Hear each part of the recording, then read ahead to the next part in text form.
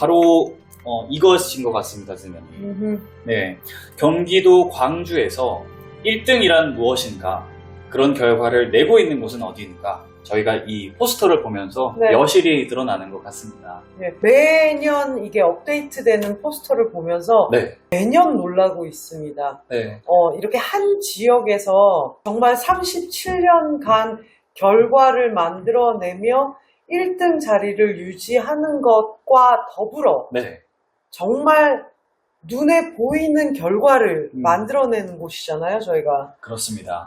말뿐인 곳은 되게 많을 겁니다. 아, 그럼요. 그러나 팀장님 말씀하신 것처럼 눈에 보이는 결과를 우리 아이들이 이렇게 만들어 가고 있는 경기도 광주 1등 나눠교육법인에서 주최하고 있는 매년 7월 7일 오후 7시에 우리 아이들과 또 학부모님들께서 올바른 입시 전략 세우실 수 있도록 준비하고 있는 이름하여 777 설명회를 소개해 드립니다. 네. 예전에는 경기 광주에서 이제 교육 설명회를 들으려면 서울로 나가거나, 네. 분당으로 나가거나 하셨어야 했어요. 그렇습니다. 네, 그래서 저희 이제 대표님께서 우리가 경기 광주에도 Oh yes. 학부모님들을 위한 입시 설명회를 개최해보자 해서 그래서 매년 진행하고 있지요.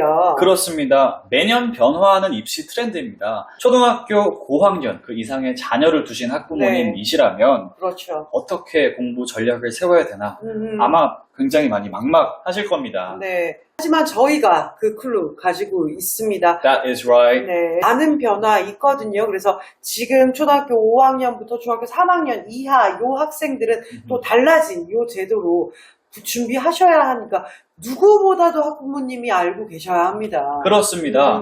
결과가 또한 확실한 방법으로 네. 그 확실한 곳에 맡기셔야 할 것입니다. 네, 작년만 그렇습니다. 하더라도 아이들이 뭐 킬러 문항이 없어진다 그렇죠. 등등해서 굉장히 멘붕이 올 수도 있었겠지만 저희 교육 입시 777 설명회를 잘 시청하고 따라가면서 또 온전하게 원했던 결과들을 냈던 친구들 참 많이 감사하다 얘기를 하고 있거든요. 예, 파란 포스터가 그 결과입니다. That is right. 네. 시간, 노력 참 소중한 겁니다. 자, 거기에 그렇습니다. 올바른 방법 그리고 올바른 교육 기관의 전문가들에게 우리 아이들의 미래를 맡기시는 것이 중요합니다. 자, 그렇다면 네. 저희 나눠교육법인에서 주최하는 777 입시 설명회. 오늘이죠. 네, 그렇습니다. 네. 777 입시 설명회는 매번 현장에서 이렇게 진행드렸었지만 오늘이 일요일인 관계로 편리하게 집에서 이렇게 영상 통해 만나보실 수 있게 준비를 했습니다. 네, 그렇습니다.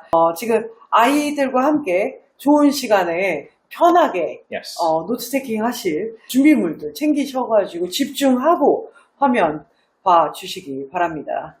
경기도 광주 1등 교육법인 나눠법인에서 소개합니다. 저희 김대희 소장님이 준비하신 777 설명회 그 영상 속으로 초대합니다. 영상 함께 보시죠. 안녕하세요. 매년 7월 7일 저녁 7시에 지난 몇 년간 학부모님들 대상으로 설명회를 진행을 했었는데요. 올해는 영상으로 준비를 해서 찾아뵙게 되었습니다. 우선 타이틀 자체는 우리 아이만을 위한 입시 로드맵이라는 타이틀로 저희가 준비를 했고요. 이 설명회를 진행하게 된 저는 입시전략연구소 김대희라고 합니다. 벌써 저희가 경기도 광주 학부모님들께 인사를 드린 지도 한 7, 8년 된 것 같은데요. 이제 조금 친숙해지신 분들도 계실 거고 올해 같은 경우는 굉장히 많은 변화가 예상되기 때문에 오늘 저희가 준비한 내용들 잘 보시면서 조금이나마 도움되었으면 좋겠습니다. 자, 먼저 저희가 설명회 때마다 보여드리는 계속 매년 달라지는 입시의 변화와 관련된 내용인데요. 역시나 올해 중3 학생들을 기준으로 해서 지금 많은 부분의 변화가 예상이 되고요. 중3 학생들의 대입은 2028학년도 대입입니다. 이 중3 학생들 같은 경우 뒤에서 설명드리겠지만 얘네들이 내년에 고등학교 입학하게 되면요. 교육과정도 2022 개정 교육과정, 그 다음 이 친구들의 수능도 2028학년도부터 이렇게 달라지게 되고요. 내신 등급 산출이라든지 많은 부분의 변화가 예상되고 있고요. 현재 고1부터 고3까지 학생들은 기존의 2015 개정 교육과정에 영향을 받으면서 수능은 지금과 같은 형태로 진행이 되고 내신 성적 산출도 마찬가지 지금처럼 진행이 되는 이러한 형태로서 먼저 크게 분류를 해 주시면서 같이 보셨으면 좋겠고요. 저희가 이렇게 중3과 고1로 나누어서 설명을 드릴 때 기본적으로 이런 대입과 관련된 내용들은 대입 관련 자료들은요. 대학 입학 전형 4년 예고제라는 그 틀 안에서 움직이게 되는데 보통 이런 큰 틀의 대입 정책은 학생들의 중학교 3학년 올라갈 때 발표가 됩니다. 그래서 이 교육부에서 이런 것들을 발표한 뒤에 대학교육협의회를 통해서 대학교육협의회에서 대입전형 기본사항을 고1 8월 달에 그 다음 각 대학들에서 대입전형 시행계획을 2학년 고2 4월 달에 발표를 하게 되고요. 올해 수시 모집 요강이 좀 늦게 나오긴 했는데 이제 의대 이슈 때문에 좀 늦어지긴 했지만 보통은 3학년 5월 말에 수시 모집 요강이 발표가 되는 이러한 형태. 최종적으로 입시적인 측면에서 말씀을 드렸었을 때 학생을 선발하는 주체는 바로 대학입니다. 그렇기 때문에 대학에서 발표되는 자료를 중심으로 해서 각종 전략을 세우실 수 있었으면 좋겠고요. 자, 대학에서 발표하는 자료들은 대학별 선행학습 영향평가 보고서라고 해서 매년 3월 말에 전년도 입시에 대한 선행학습 영향평가 보고서 이 자료에 뭐 논술 기출이나 면접 기출 이런 내용들이 많이 수록되어 있으니까 참고하시면 좋겠고요. 그 다음 각 대학별 자기가 관심 있는 대학교의 홈페이지에 들어가시면 각 대학에서 발간하는 여러 가지 자료들이 있어요. 다시 한번 말씀을 드리지만 학생들을 선발하는 주체는 바로 대학입니다. 그렇기 때문에 대학에서 제공해 주는 그런 자료들을 꼭 참고하셨으면 좋겠고요. 자, 그 다음 대학교육협의회에서 운영을 하는 대입정보 포털이라는 어디가라는 사이트가 있어요. 이 어디가라는 사이트에도 보시면은 각종 입시 결과라던가 이런 것들이 정리되어 있으니까 이런 것들을 참고하시면서 장기적인 안목에서 하나씩 준비를 해 나가실 수 있었으면 좋겠습니다. 오늘은 이제 이런 자료들을 토대로 내용들을 정리했으니까 한번 정리한 내용 보시면서 조금 더 관심 있는 부분들에 대해서는 하나씩 더 찾아보시면 좋겠습니다.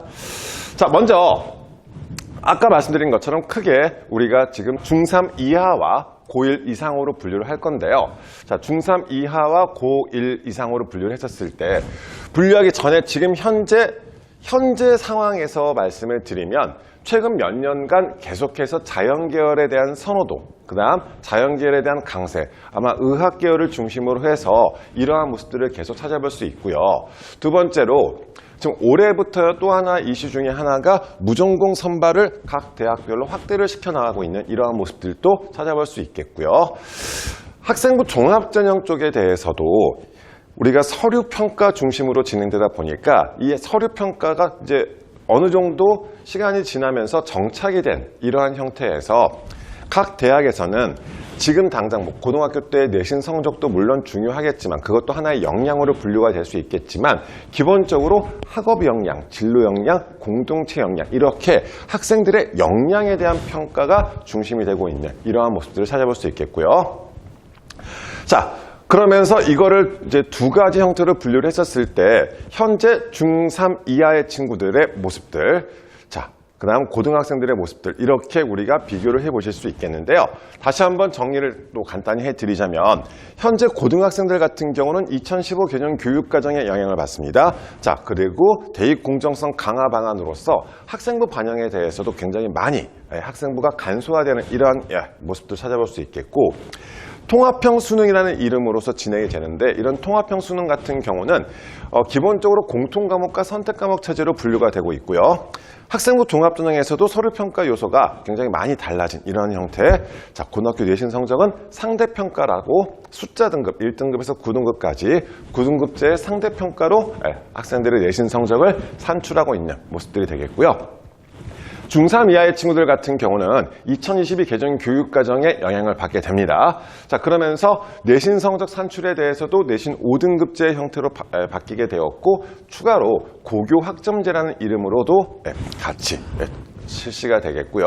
2028학년도 수능이 달라지게 됩니다. 이제는 정말 문이과라는 그 장벽 자체가 사라지게 되는 그러한 수능으로서 지금 발표된 바에 의하면 그렇게 이야기가 되고 있고요.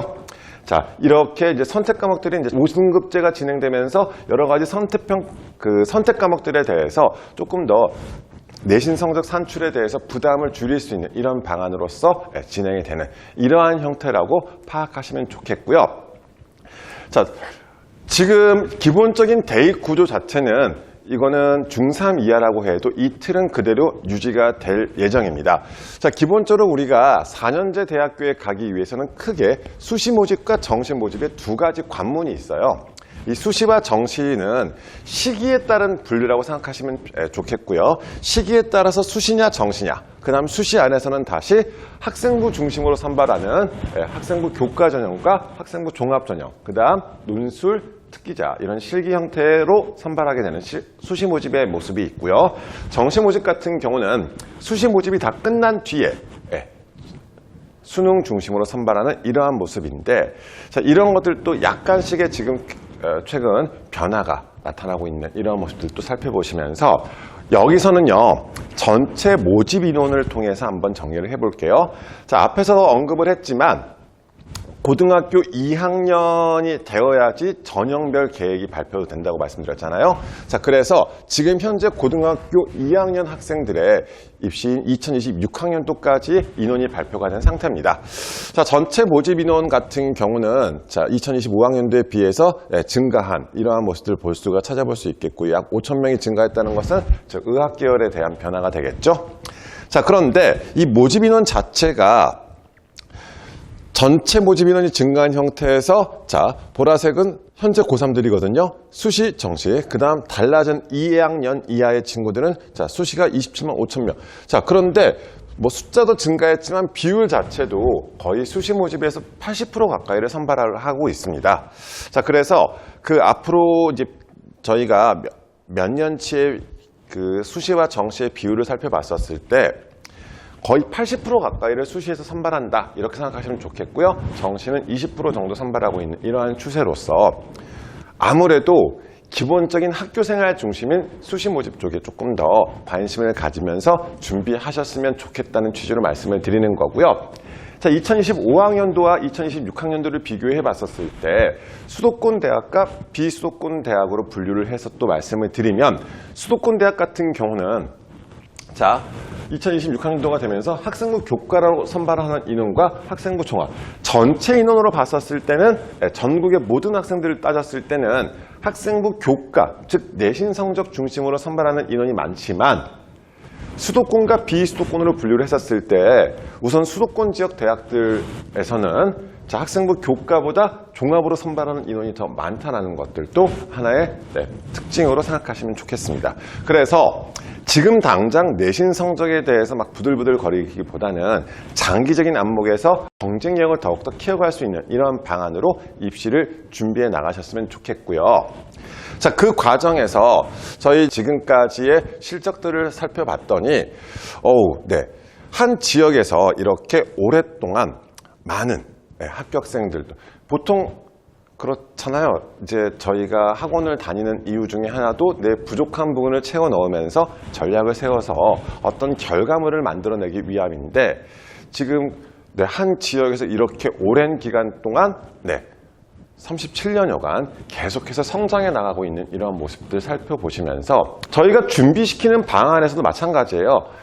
보통 아무래도 우리가 원하는 대학, 원하는 학과에 진학하기 위해서 어떻게 준비를 해 나가야 되느냐에 대한 내용들을 말씀을 드리는 건데, 그 과정에서 이런 결과물들 같은 경우를 생각하시면은 당연히 뭐 관리적인 측면, 수업적인 측면 이런 것들이 다 아우러져서 준비를 시켜 나가고 있고, 그 결과 뭐 특목고면 특목고, 대학이면 대학, 자기가 그 학생들이 희망하는 그 분야, 희망하는 대학 이렇게 진학 실적을 만들어낼 수 있다는 것 자체도 굉장히 높게 평가해 주셨으면 좋겠습니다. 그래서 당연히 잘 가르치는 것도 중요하고, 그 다음 전략을 장기적으로 세워주시는 것도 중요하고, 이러한 과정에서 어떤 도움을 받느냐, 누구의 도움을 받느냐, 물론 많은 뭐 학교든 교육청이든 학원이든 도움을 받을 수 있겠지만 그런 것들을 다 아우러서 자기 주관을 가지고 하나씩 만들어 가실 수 있었으면 좋겠다는 취지로 말씀을 드리는 거고요. 그러기 위해서 우선은 부모님들의 생각도 조금 달라져야 된다라고 말씀을 드려요. 그러니까 부모님 세대에서 생각하셨을 때 입시와 지금 현재 학생들이 처한 입시의 상황은 굉장히 다르거든요. 부모님 세대 같은 경우는 학생 숫자도 많았고 그러다 보니까 어쩔 수 없이 정량평가, 즉 숫자 성적을 굉장히 중요시 여기는, 몇 점 받았어가 되게 중요시 여겨지는 그러한 형태였었습니다. 그러다 보니까 수업도 학생 숫자가 많다 보니까 어때요?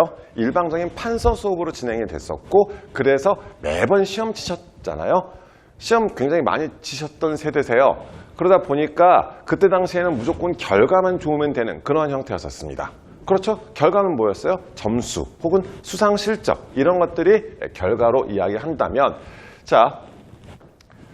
오늘날 같은 경우는요, 우선 학생 숫자 자체가 굉장히 줄어들었습니다. 부모님 세대와 달리 한 반에서 수업을 받는 학생들의 숫자가 줄어들었고, 그렇다 보니까 각종 수행평가나 이런 발표 같은 것들이 굉장히 늘었죠. 그래서 수업 방식 자체도 토론, 발표 수업 이런 것들이 굉장히 많아졌고요. 그 과정에서 토론이나 발표 같은 경우는 점수화시키기 곤란한 부분들이 있는 거예요. 그러다 보니까 정성평가 형태로 선생님들이 학생들을 글로써 평가해 주시는 이러한 평가들이 증가하게 되면서, 그러면서 학교생활기록부 기재 상황이 되게 중요해지는 거고요.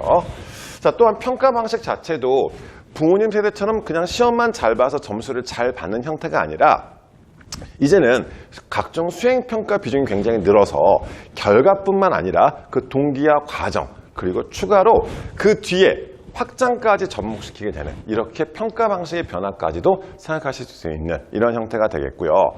그래서 공부를 잘한다는 것의 기준이 달라졌다는 것은, 내가 공부를 잘한다, 부모님 세대 때는 점수를 잘 받는다 였다면, 이제 우리 친구들은 정량적인 성적도 중요하고 추가로 정성평가의 모습까지 이것의 조화를 추구해야 되는, 그래서 자기가 알고 있는 것을 잘 표현할 수 있는, 이렇게 생각하시면 좋겠는데, 이런 게 이제 공부를 잘한다는 형태인데, 표현의 형태보다는 지금 우리 친구들한테는 알고 있는 게 더 많았으면 좋겠거든요. 그래서 더 많은 것을 채워 넣으실 수 있는, 그렇게 방향을 잡으셨으면 좋겠습니다.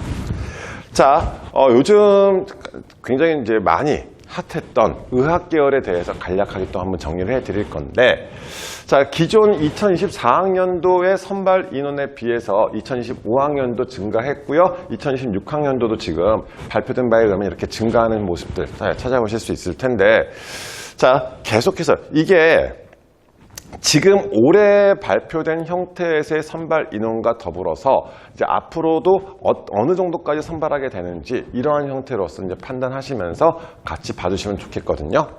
의학 계열 같은 경우는 이제 우리가 의학, 의대, 치대, 한의대, 수의대, 약대까지 해서 이 메디컬 계열 같은 경우는 계속해서 아마 선호도도 굉장히 높고요. 그러니까 우선 성적이 좋은 친구들 같은 경우는 기본적으로 의학 계열을 많이 선호하는 편입니다.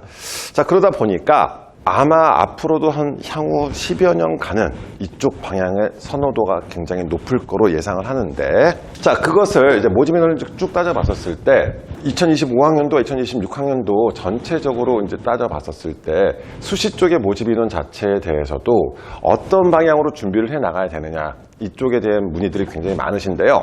의학 계열은요, 우선 의학 계열을 준비한다는 것은 내신 성적도 물론 중요하겠지만 그 내신 성적보다 더 중요한 게 있죠. 수시에서도 마찬가지입니다. 수시에서도 의학 계열을 준비하는 데 있어서 내신보다 더 중요하게 우리가 생각을 하셔야 되는 것 자체가 수능 최저 학력 기준이라는 것이 있습니다. 이 수능 최저를 충족하는지 여부를 굉장히 중요하게 생각하시면서, 이게 거의 6개월의 절반 가까이를 차지한다고 생각하시면 좋을 것 같아요. 수능 최저를 충족할 수 있는지, 그 뒤에 그리고 나서 이제 내신 성적까지 생각하시면 좋겠는데, 최저를 충족하는 친구들은 우리가 교과든 종합이든 논술이든 방향성을 잡을 수가 있어요. 하지만 내신만 좋다고 해서 그 내신을 바탕으로 내신만 가지고는 의학계열 준비하기에는 상당히 제약이 많을 수밖에 없거든요. 그렇기 때문에 지금 의학계열을 준비시키시고 싶으신 분들은 혹은 학생들 같은 경우는 내신 성적도 중요하지만 내신 성적과 별개로 고등학교에 올라가게 되면은 모의고사를 치르게 되는데 이 모의고사 쪽에 대한 성적 관리도 꾸준하게 진행이 돼 줬으면 좋겠습니다. 자, 또 하나, 이 수능 쪽에 대해서 방금 전에 언급해 드린 것처럼 우리가 수능 쪽에 대해서 관심을 가져야 된다고 말씀을 드리는 게 의학계열뿐만이 아니라 일반 계열, 인문계열도 마찬가지고 자기가 이제 의학계열 외 대학교에 진학하고자 하는 친구들도 눈앞에 보이는 내신 성적에만 집중할 것이 아니라 장기적인 안목에서 내가 모의고사를 통해서 수능 성적을 어느 정도 수준까지 끌어올릴 수 있는지도 판단하셔야 되는데, 이게요, 대입에서 수능을 활용할 때 있어서 기본적으로 이걸 생각하시면 좋을 것 같아요. 다른 내용들도 중요하겠지만 수시 지원의 기준선, 우리가 수시 준비를 할 때 수시에 어떤 대학을 갈까요? 이런 것들을 준비시킬 때 있어서 기준을 잡는 게 내신 성적으로 수시 지원 기준선을 잡기보다는 오히려 그 학생의 수능 성적, 즉 모의고사 성적을 바탕으로 해서요, 수시 지원의 어느 정도 선부터 출발을 할까 이걸 정하거든요. 무슨 뜻이냐면 이 친구가 모의고사 고3 때 올라가서 모의고사를 치면은 3월, 4월, 6월, 7월, 그 다음 수시 원서 쓰기 전에 이제 9월 모의고사까지 모의고사를 치른 뒤에 이 성적대를 바탕으로 이 친구가 만약 올해 정시에서 지원한다면 어느 정도 수준의 대학에 갈까? 이 라인을 먼저 잡아요. 예를 들어서 이 친구가 올해 고3 친구가 모의고사 성적으로 국민대, 숭실대, 세종대, 단국대 라인을 충분히 갈 수 있다. 그러면 우리가 수시 준비를 시킬 때는 어때요? 그 이상의 대학교에 수시 준비를 시키면 되겠죠. 즉 자기의 정시 기준선을 어디까지 끌어올리느냐에 따라서 내가 지원할 수 있는 확률, 즉 상위권 대학에 진학할 수 있는 확률이 더 높아진다고 생각하시면 좋을 것 같습니다. 특히나 주요 대학이라 불리는 이 대학들은 학생부 종합전형도 물론 마찬가지야. 거의 수시에서도 수능 쪽에 대한 활용도가 굉장히 높습니다. 수능 최저 학력 기준을 어느 정도 다 가지고 있는, 그것도 상당히 높은 수준의 수능 최저를 가지고 있기 때문에 만약 지금 이 영상을 보시는 우리 경기도 광주 지역의 학부모님들께서 여기에 있는 대학들을 희망한다, 아니 인서울권 대학을 가고 싶다라고 봤었을 때 내신 성적만 가지고 너무 근심 걱정하시기보다는 장기적으로 어느 정도의 이 친구가 경쟁력을 갖출 수 있는지, 특히 모의고사 성적을 바탕으로 해서 내용 받으시면 좋겠고요.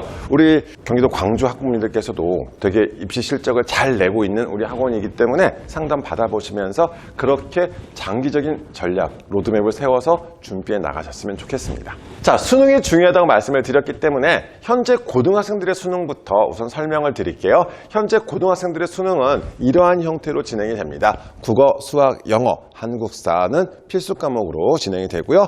자, 탐구는 자유롭게 선택을 하실 수가 있고요. 자연계열이라고 할지라도 무조건 과탐을 선택하는 게 아니라 이것도 다 선택의 자율이거든요.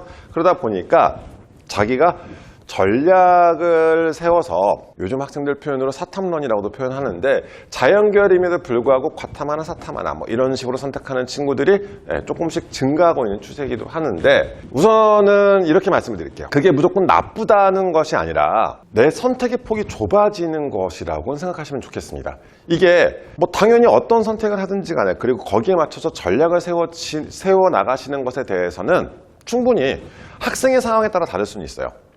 그런데 물론 그 대학교에서, 내가 지원하고자 하는 대학교에서 사과탐의 구별 없이 탐구를 한 과목만 반영하겠다, 자연계열임에도 불구하고 과학 탐구를 꼭 지정하지 않은 학교들이 꽤 많거든요. 그런 학교들은 충분히 사탐을 준비해서도 지원하실 수가 있겠죠. 하지만 상위권 대학, 내가 목표로 하는 대학의 요강을 살펴보시면, 자, 거기에서 수능 최저학력 설정을 할 때 국수영 탐 혹은 국수영 과탐이라고 아예 지정을 해놓은 학교들 같은 경우는 오히려 과탐을 선택하시는 게 맞겠죠. 그러니까 이게 정답이 없어요. 그러니까 입시가 어렵고 복잡한 이유가 이렇게 해야 된다는 정답이 없는 대신에 가능성을 보고 움직여야 되는 거잖아요. 그렇기 때문에 학생에 맞춰서 하나씩 준비를 생각하셨으면 좋겠고요. 자, 이러한 수능 같은 경우는 지금 올해 2025학년도 수능 같은 경우도 자, 국어는 공통과 선택, 수학도 공통과 선택 과목 형태로 진행이 되고요. 그 다음 제2외국어 한문은 절대평가, 이거는 선택입니다. 치르지 않으셔도 되고요. 탐구 영역 같은 경우는 마찬가지 사회과학 탐구도 자유롭게 과목도 선택하실 수 있고요. 한국사는 절대평가로 필수로 응시해야 되는 이런 모습들. 자, 영어 영역 같은 경우는 절대평가로, 자, 특히 영어도 지금 EBS 간접 연계라고 해서 이렇게 활용하게 되는 이러한 형태로 진행이 될 예정이고요. 지금 6월 모의평가를 실시를 했고 9월 달에 또 한 번의 모의평가를 진행한 뒤에 수능 출제가 되게 됩니다. 이러한 방향에서 지금 진행해 나가고 있고요. 지금 이러한 수능의 체제는 현재 고1 학생들까지 이렇게 진행이 될 것이다 라고 봐주시면 좋겠습니다. 자, 그래서 이런 형태의 수능 성적표를 받게 되는데요. 다시 한번 말씀을 드리면 한국사를 응시하지 않으면 성적표가 안 나오기 때문에 한국사는 절대평가로 등급 딱 부여가 되고요. 국어하고 수학은 선택 과목에 들어가기 때문에 표준점수와 100분위 등급이 제공이 되는 이러한 성적표를 받아보게 됩니다.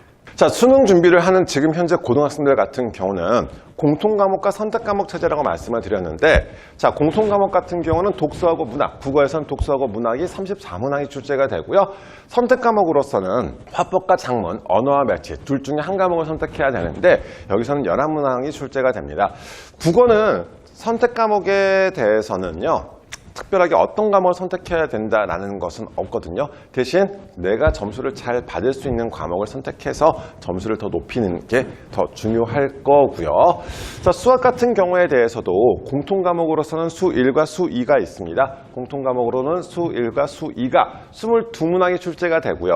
선택 과목은 확률과 통계, 미적분, 기하 이 세 과목 중에서 한 과목을 선택해서 수능을 치게 되는데, 보통 대부분 대학들에서는 특히 상위권의 대부분 대학들에서는 자연계열에 지원하고자 하는 학생한테는 미적분과 기하라는 과목을 지정을 해놨어요.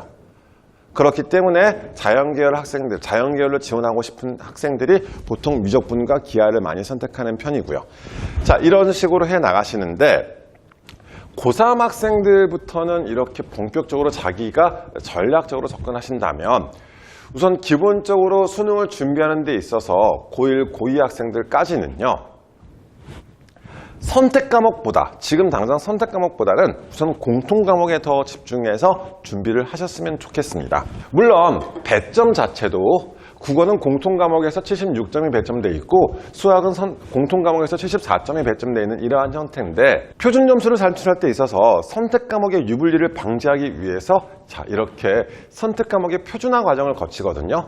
자, 그런데 과정 계산식이 되게 복잡해요. 복잡하긴 한데 이렇게 생각하시면 돼요. 공통과목 받은 점수에다가 원점수, 공통과목 받은 원점수에다가 0.76을 곱하는 형태고요. 선택과목 받은 점수에 0.24를 곱하는 형태예요. 그러면 당연히 공통과목 성적이 더 높은 친구가 최종적인 표준 점수는 더 높게 나오겠죠. 다시 말씀을 드리자면 예를 들어서 같은 선택과목을 택한 두 수험생이 선택한 두 수험생이 원점수를 둘 다 똑같이 90점을 받았습니다. 그런데 A라는 학생은 공통과목 70점, 선택과목 20점을 받았고요.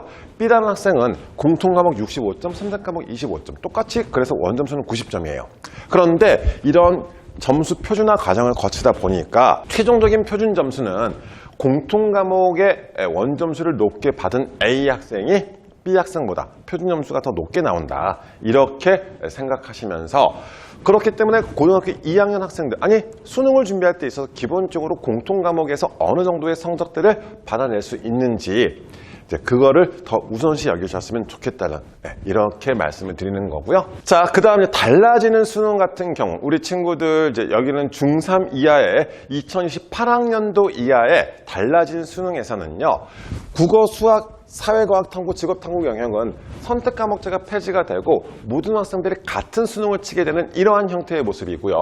특히 사회과학 탐구 영역은 2022 개정 교육과정 교과목인 통합사회, 통합과학을 출제하고, 자, 이제 우리 중3 이하의 친구들은 사탐과탐 선택하는 형태가 아니라 모두 다 통합사회, 통합과학을 동일하게 치르게 되는 이러한 형태입니다. 자, 이렇게 진행이 되는 수능의 변화가 되겠고요.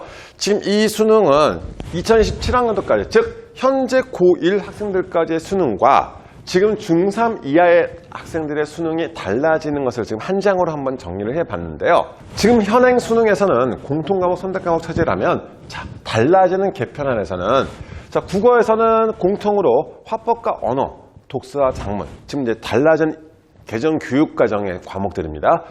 자, 이런 문학까지 공통으로 다 이 세 과목을 치르게 되는 거고요. 역시나 수학이 문제가 되는데 수학 같은 경우는 자, 다시 지금 현재 고1 학생들까지는 공통 과목으로 수1과 수2를 치렀었고 자, 학생의 선택에 따라서 확률과 통계, 미적분, 기하 이런 과목들을 치르게 되었었거든요. 자, 그런데 이러한 형태에서 달라지는 수능에서는요. 모든 학생들이 이제 문과, 이과의 구별 자체가 없고 모든 학생들이 대수라는 과목, 미적원이라는 과목, 확률과 통계 이 세 과목을 수능에서 치르게 됩니다. 자, 그러면 이렇게 한번 생각해 보실래요? 지금 현재 수1이라는 과목이 달라지는 이름이 대수예요. 2022 개정 교육과정으로 바뀌면서 기존의 수1이 과목명이 대수로 바뀌게 되고요. 자, 기존의 수2였던 과목이 미적원으로 바뀌게 됩니다. 그 다음 확률과 통계 그대로 가고요. 그러면 지금 학생들, 지금 자연계열을 준비하는 지금 고1 이상의 고1, 고2, 고3들이 수능을 준비할 때 자연계열 친구들은 수1과 수2와 미적 혹은 기하 중에 하나를 선택한다고 말씀드렸잖아요. 달라지는 수능의 형태에서는 오히려 범위가 줄어든 거거나 마찬가지죠. 미적분과 기하까지 안 들어가잖아요. 공통으로 지금 수1과 수2 지금 교육과정으로 수1과 수2 확정 정도까지 이게 지금 수능 범위가 되는 거예요. 그러면 범위 자체가 줄어드는 형태가 되는 거예요. 학습 부담이 많이 줄어들겠죠. 범위적으로는. 하지만 범위가 줄어들면 어떨까요? 더 많은 학생들이 수학을 열심히 할 수밖에 없는 구조가 되면서 수학을 열심히 하면서 준비가 많이 안 되어 있는 친구들은 수능 성적에서 조금 더 불리할 수 있는 상황이 되기 때문에 오히려 저는 지금 중3 이하의 친구들 같은 경우는 수능 쪽에 대해서 이제 교육과정이 어떻게 바뀌더라도 결국 수학이 굉장히 영향력이 커지는 이런 형태로 수능을 이해하시면 좋을 것 같아서 이렇게 말씀을 드리는 건데요. 물론 이제 미래의 일이다 보니까 뭐가 딱 어떻다라고 정확하게 말씀드리긴 곤란하지만 여러 가지 분위기를 살펴보시면 지금 현재 자연계열에 대한 선호도가 증가하고 있고 의학계열에 대해서의 선호도가 증가 이러한 분위기에서 지금도 수학의 영향력이 굉장히 큰 그런 입시 상황이거든요. 그런데 추가로 범위마저 줄어드는 형태가 되다 보면은 더 많은 학생들이 수학에 따라서 줄이 세워지는 이런 결과가 나타날 확률이 더 높겠다. 그러면 우리 중3 이하의 친구들 같은 경우는 수학 쪽에 대한 준비가 더 탄탄하게 돼 있으면 나중에 준비하기가 더 수월할 것이다 라고 이렇게 말씀을 드리는 거고요. 수능 준비를 할 때 있어서 지금 현재 고3들 같은 경우는 앞에서도 말씀드렸지만 EBS, 수능 EBS 연계율을 따지고 있습니다. 그래서 이렇게 매년 EBS 연계교재들이 나오게 되는데 자, 지금 2024년도에 EBS 우리 연계교재들 국어 영역에서도 수능 특강과 수능 완성, 수학도 수능 특강, 수능 완성 이렇게 자기가 연계교재를 얼마나 소화를 했는지도 굉장히 지금 만약에 모의고사 성적이 잘 안 나온다 하시는 분들은 수능 특강 그리고 수능 완성 이런 연계교재를 중심으로 정리를 해 나가셨으면 좋겠고 우리 고2 이하의 친구들도 연계교재의 중요성 잘 생각하셨으면 좋겠다는 취지로 한번 보여드리는 거고요. 자, 그 다음 우리가 이제 수시 준비를 할 때 있어서 자, 인문계열과 자연계열 지금 현재 고등학생들의 상황입니다. 교과 성적에 따라서 이제 어떻게 우리가 이제 1.5등급 대가 어떻게 지원을 하고 어떻게 감수를 하고 이제 이런 것들을 그냥 한번 정리를 해드리는 건데 자, 이런 형태의 모습과 그러니까 저희가 항상 말씀을 드리는 게 아이들이 자기는 뭐 교과로 갈 거다, 자기는 종합으로 갈 거다. 상담하다 보면 컨설팅 진행하다 보면 이런 것들도 많이 물어보거든요. 정해서 와요. 자기는 교과로 갈 거래요. 자기는 종합으로 갈 거래요. 지금 결정하는 게 아니에요. 나중에 고3 9월 달에 수시 원서를 쓸 때 나한테 가장 유리한 걸 찾으셔야죠. 그냥 나는 교과로만 갈 거야, 난 종합으로 갈 거야. 지금 결정하지 마세요. 자기가 할 수 있는 최선을 다한 뒤에 그리고 나서 고3 9월 달에 내가 가고 싶은 대학의 전형, 내가 가고 싶어 하는 학과의 전형을 살펴보면서 어떤 것을 활용했을 때 내가 가장 유리할 수 있을까를 통해서 그렇게 전략을 세우시는 게 확률이 더 높겠죠? 다시 한번 제가 이것도 이렇게 보여드리는 이유는 딱 이거였었어요. 저희 이제 컨설팅 진행하고 상담 진행하다 보면은 굉장히 많은 친구들이 와서 자기가 미리 정해서 와요. 자기는 교과로 갈 거래요. 그런데 수시에서는 6장의 카드가 있거든요. 개인마다 6번의 기회가 있습니다. 이 6장의 카드를 한 가지 전형에 올인하거나 이러지는 잘 않아요. 다들. 그렇기 때문에 어떤 전형으로만 쓰겠다라는 생각보다는 내가 할 수 있는 최선을 다한 뒤에 마지막에 원서를 쓰기 전에 지금 나의 내신 성적과 학교생활 기록부의 상황과 모의고사 성적 이 3가지를 통해서 어떤 전형을 쓰는 게 나한테 가장 더 유리할 수 있을지를 찾아서 지원하시기 바랍니다. 그 다음, 자, 이제 이게 아까 말씀드린 것처럼 인문계열 전형별 지원 현황과 살펴봤을 때 1.5등급 안으로 들어가는 친구들 같은 경우가 자, 교과로 쓰는 비율과 종합으로 쓰는 비율과 논술로 쓰는 비율 이런 식으로 지금 말씀을 드리는 거거든요. 자, 다시 한번 아무리 내신 성적이 좋다고 할지라도 교과로만 지원하지는 않습니다. 교과도 쓰고 종합도 쓰고 논술도 쓰고 자, 상위권 대학을 준비하다 보니까 우리가 쓸 수 있는 카드를 바탕으로 어떤 것들을 전형 생각할 수 있는지 그러니까 물론 가장 비중이 높을 수는 있겠지만 특별한 전형에서 비중이 높을 수는 있겠지만 그게 정답이 아니라는 거예요. 즉 그 학생의 상황에 맞춰서 그 학생이 희망하는 대학이 어디냐 그 희망하는 학과가 어디냐에 따라서 지원 전략 자체가 달라지는 거거든요. 그렇기 때문에 다시 한번 말씀을 드리지만 지금 당장 내가 어떤 전형으로 쓰겠다라고 결정하시기보다는 내가 할 수 있는 최선을 다한 뒤에 어떻게 준비를 하는 것이 더 효율적이고 효과적이 될 것인지에 대해서 생각하실 수 있었으면 좋겠습니다. 그렇게 하나씩 준비해 나가셨으면 좋겠고요. 자연계열 역시 마찬가지거든요. 자연계열 같은 경우는 내신 등급에 따라서도 중요하지만 자연계열은 항상 의학계열까지 존재하기 때문에 1.5등급 안에 들어가는 친구들이 가장 많이 지원하는 것이 우선 교과와 종합의 형태. 오히려 이제 논술 쪽의 비중 자체는 많이 줄고요. 뭐 2등급 대 친구들까지도 교과, 종합 자 이렇게 비중들을 보이게 되는데 2등급 대 친구들부터는 이제 논술 쪽에 대한 비중도 증가하는 모습들을 보이게 되었었고요.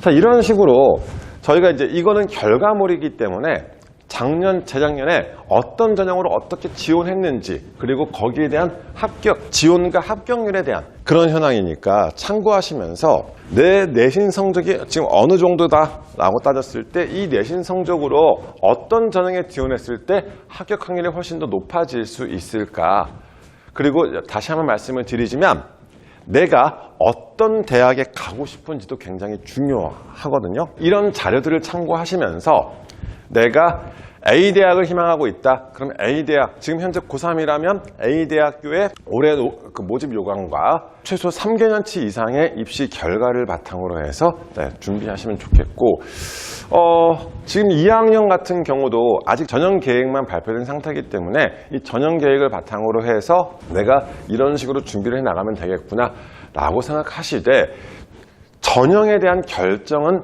안 하셨으면 좋겠다는 거 이렇게 말씀드리고 싶어서 다시 한번 말씀을 드렸고요. 자 이것도 서울시 교육청에서 자료를 한번 다시 한번 정리를 해봤는데요. 자, 이 자료는 각각의 내신 등급대, 인문계열 학생들의 내신 성적대에 따라서 1.25등급 이하의 친구들이 어떤 전형으로 가장 많이 지원을 했는지 그리고 많이 합격을 했는지의 형태거든요. 지금 음영이 들어가 있는 것은 지금 교과 전형이라고 생각하시면 되겠고요. 나머지는 지금 학생부 종합 전형이라고 생각하시면 되겠는데 다시 한번 자 위에 예를 들어서 1.25등급 안에 들어가는 친구들은 가장 많이 썼던 전형이 연세대학교 학생부 종합 전형의 활동 우수형으로 가장 많이 지원했었고 2순위는 고려대 학업 우수형, 3순위는 서울대 지역균형 선발 이렇게 지원을 했는데 합격을 한 순위 1.25등급 안에 들어가는 학생들을 봤었을 때 고려대 학추, 서울대 지역균형, 연대 추천형 이런 형태로 합격 확률이 높더라 라는 형태로 지금 말씀을 드리는 거고요. 자연계열도 마찬가지예요. 자, 어떤 전형으로 예를 들어서 2등급 때 친구가 제일 많이 지원했던 게 고려대 학업우수, 건국대 자기추천, 서울대 일반전형, 이대 미래인재전형, 학생부 종합전형이죠. 중대 CAU 융합형 인재전형 이렇게 지원을 했는데 그러니까 이게 아이들이 이런 전형을 선호해서 여기를 2등급대 친구들이 많이 쓴 전형이에요. 그런데 합격은 국민대 교과성적 우수자, 고대 학업 우수, 홍대 학교생활 우수자, 자, 이런 식으로 합격 비율이 높더라, 합격 현황은 높더라, 이렇게 비교하시면 좋겠습니다. 그래서 단순한 참고 자료긴 하지만 대략적인 위치와, 그러면 내가 지금 현재 상태에서 할 수 있는 것들이 지금 내 내신 등급이 어느 정도니까 어떻게 방향을 한번 찾아봐야겠구나, 이런 것들도 한번 염두를 해둬야 되겠구나 라는 것을 살펴보시라는 취지로서 자료 한번 준비를 해봤고요.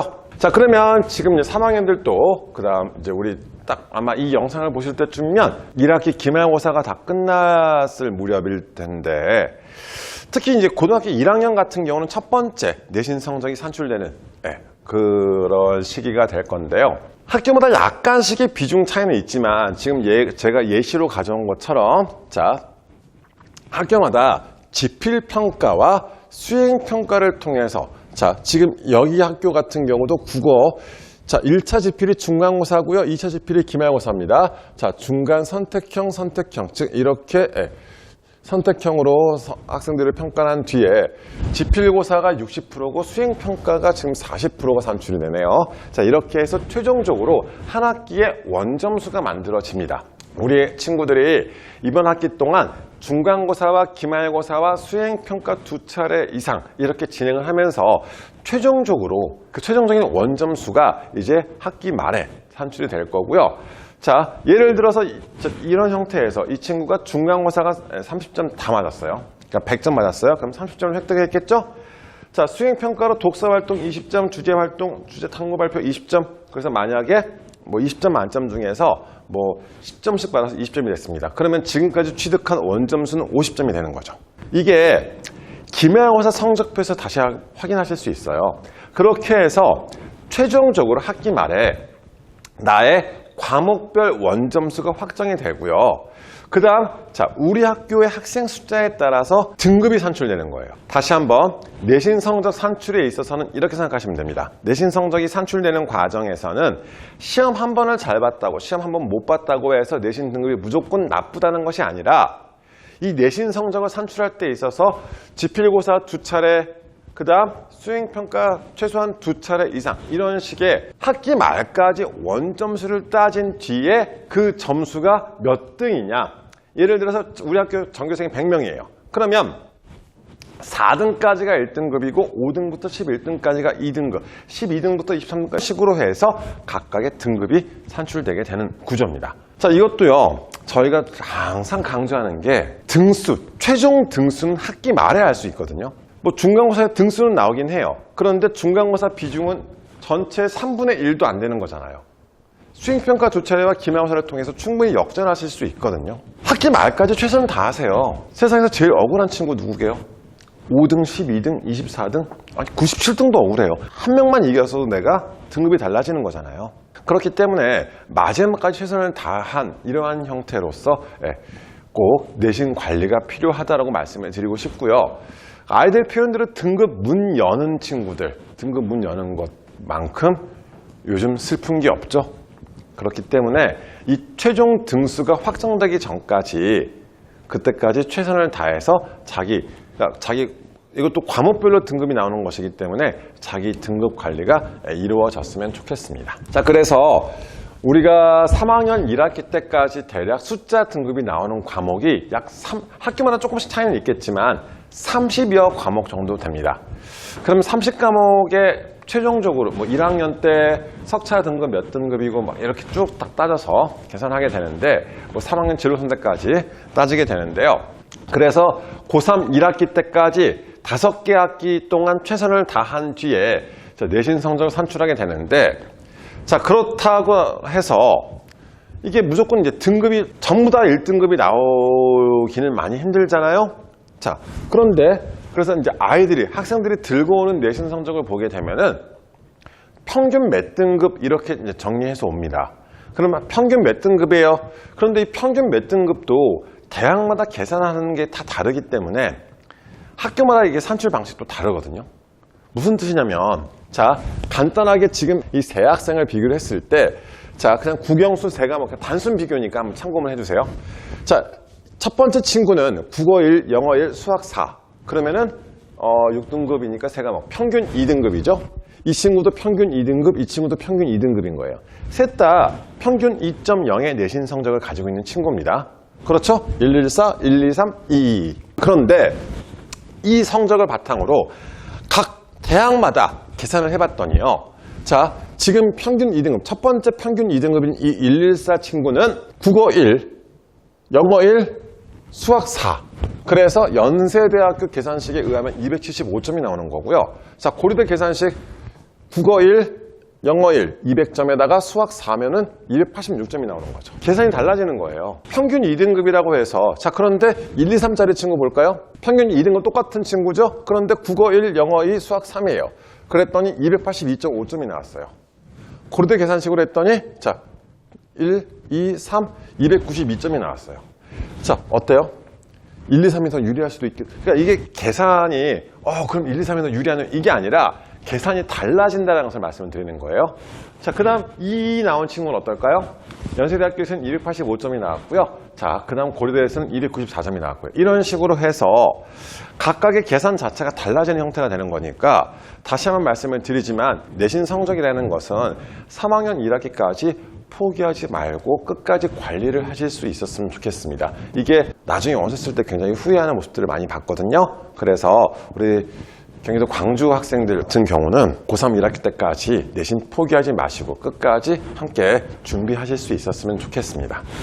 자, 그 다음 달라지는 이제 내년부터 달라지는 내신 5등급제에 대해서 말씀을 드릴 건데 이 내신 5등급의 형태, 내신 5등급제 같은 경우는요. 기존의 9등급으로 학생들을 평가를 하던 형태에서 완화되었다라고 생각하시면 좋겠는데 기존의 9등급제에서는 4%까지가 1등급이었다면 달라진 5등급제에서는 10%까지 1등급이고요. 자, 9등급제에서는 5%부터 11%까지 즉 7% 정도의 학생들이 2등급이었다면 지금 2등급은 34%까지 즉 더 확대가 된 형태거든요.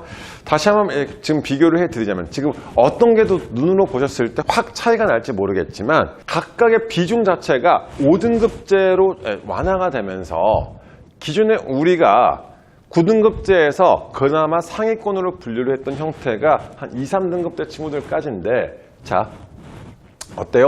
조금 더 숨통이 트이는 거죠. 즉 100명 기준으로 봤었을 때 지금 현재 9등급제에서의 1등급은 4명이죠. 4%까지니까. 그런데 달라진 5등급제에서는 10%까지니까 10명으로 더 확대가 되는, 즉 내신 성적 쪽에 대해서 부담이 어느 정도는 더 완화될 수 있는 이러한 모습들을 찾아볼 수 있습니다. 다만 물론 완화가 되었다는 장점은 있지만 반대로 생각해 보시면요. 대학 측의 입장에서는 이 친구들을 변별하기가 더 어려워지는 또 다른 무기를 또 하나 장착을 해야 되는 이런 거죠. 이게 이해 가세요? 9등급제에서는 그나마 변별이 이루어질 수 있었다면 달라지는 5등급제에서는 상위권도 마찬가지 변별하기가 굉장히 어려운 거예요. 그렇기 때문에 내가 내신 성적뿐만 아니라 다른 무언가의 또 하나의 나의 장점, 나의 무기가 더 하나 장착이 된다면 입시에서 더 유리해질 수 있겠죠. 그게 학생마다 역시 달라질 수밖에 없는데 수능 성적이 그러한 나의 또 다른 무기가 될 수도 있고 혹은 학교생활 기록부가 될 수도 있고 이러한 형태로 생각하시면서 자, 여기서의 결론은 그겁니다. 특히 지금 중3 친구들 같은 경우는 이제 고등학교 선택을 할 시기가 되기도 할 텐데 내신 성적에 대한 지금 현재 중3들부터는 내신 성적에 대해서는 기존보다는 작년의 선배들보다는 조금은 부담이 더 완화되겠구나 이렇게 생각하시면서 고등학교를 선택하실 수 있었으면 좋겠습니다. 자, 그 다음 이번에는 고교 학점제에 대한 말씀을 드릴 건데요. 자, 고교 학점제. 지금 쉽게 말씀드려서 고교 학점제라고 해서 엄청나게 큰 변화 이렇게 생각하시기보다는 기존의 이제 단위수, 이게 학교 운영의 모습인데 단위수라고 해서 일주일에 수업이 몇 시간 들었는지 이런 형태에서 우선 명칭이 학점을 이수하는 형태로 달라지는 이 학점제가 되었고요. 자, 그런데 이 고교 학점제를 입시적인 측면에서 정리를 해보자니 하다 보니까 결론적으로 말씀을 드리면 이 학생이 어떤 과목을 선택했는지, 즉 선택 과목에 대한 중요성으로 분류가 될 수 있을 거다. 이렇게 말씀을 드리고 싶어요.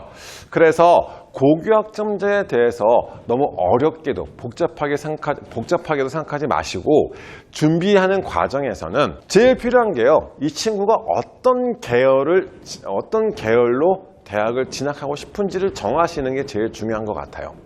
그 이유가 그 계열에 따라서 대학에서 이수를 권장하는 과목들이 있습니다. 내가 자연계열의 무슨 학과 혹은 이제 뭐 컴퓨터 쪽으로 진학하고 싶다 혹은 뭐 화공 쪽으로 진학하고 싶다. 즉 자기가 큰 틀에서 어느 쪽의 방향, 어느 쪽의 학과에 관심과 흥미가 있는지를 정해 두셔야지 선택 과목에 대해서 내가 무슨 과목을 선택을 해서 고등학교 때 이수를 하는지의 여부가 중요해지는 이러한 모습들이 되거든요.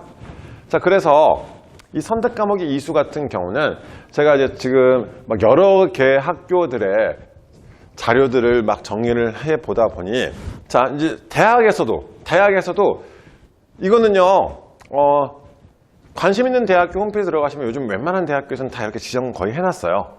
뭐 서울대부터 시작해서 연대, 고대 다 이렇게 지정되어 있습니다. 그래서 예를 들어서 지금 이제 잘 안 보시더라도 제가 읽어드릴게요. 자, 자기가 수학 쪽에 관심 있는 친구예요. 그러면 수학과나 응용통계학과 뭐 이런 학과들을 지원하기 위해서는 핵심 과목으로서 수1과 수2와 미적분과 기하를 이수했는지를 평가를 하겠다. 그 다음 확률과 통계를 들었는지를 더 확인을 하겠다. 이런 식으로.